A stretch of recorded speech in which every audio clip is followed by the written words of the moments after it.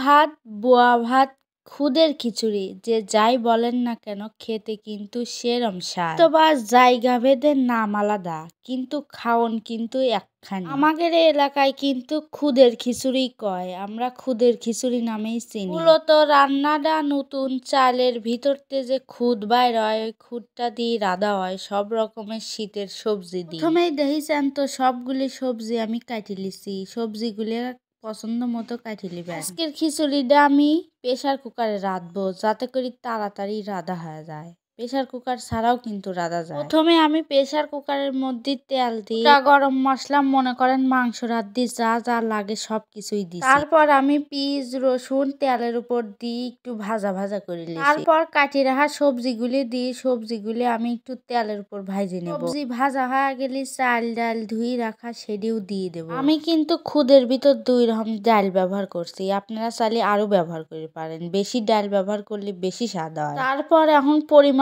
মতো পানি দিয়ে ব্যাস আর কোনো কাম নাই, এখন খালি প্রেসার কুকারের ঢাকনাটা লাগা দিয়ে সিটি আসা পর্যন্ত অপেক্ষা করা। মিডিয়াম হিটে 2-3 সিটি আসলে পারে মনে করেন যে রেডি। খিচুড়িটা আরো বেশি স্বাদ করবে চালি খিচুড়ির মধ্যে একটু বাগার চালি দিবেরও পারেন, না চালি নাও পারেন, দিলি পারে কিন্তু খাতি আরো বেশি স্বাদ হয়। যাই হোক রসুন আর পেঁয়াজ তেলের উপর ভাইজে আমি এখন খিচুড়ির মধ্যে বাগার দিয়ে দেবো।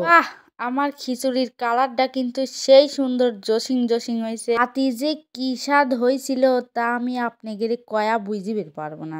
সেই স্বাদ দেহি তো আমার আবার জিভে পানি চলে আইছে। বাগার দেওয়ার পরে আমি খুব ভালো করে মিশিয়ে নিচ্ছি। চুলের উপর চালিও বাগার দেওয়া যায়, চুলের তে নামায়াও দেওয়া যায়, একই কথাই যে লাও হেই কদু। জসিং জসিং স্বাদের খিচুড়ির সাথে একটা ডিম ভাজি না হলে কিন্তু হয়ই না, তো একটা ডিমও ভাজি দিচ্ছি। কারণ আপনাদের আর একটু লোভ লাগাই, আমি এখন একটু আপনাদের বাইরে দেখাই, দেখেন কতটা সুন্দর হয়েছে খিচুড়িটা। খাবির লাগে আমার মনে হচ্ছিল সেই স্বাদ, এত স্বাদ আপনাদের জন্য এত কষ্ট করি তাও একখান লাইক কমেন্ট করেন না, ফলো তো দেনই না। প্রতিদিনই কই তাই আজকেও কইলাম ভিডিওটা ভালো লাগলে লাইক কমেন্ট করেন।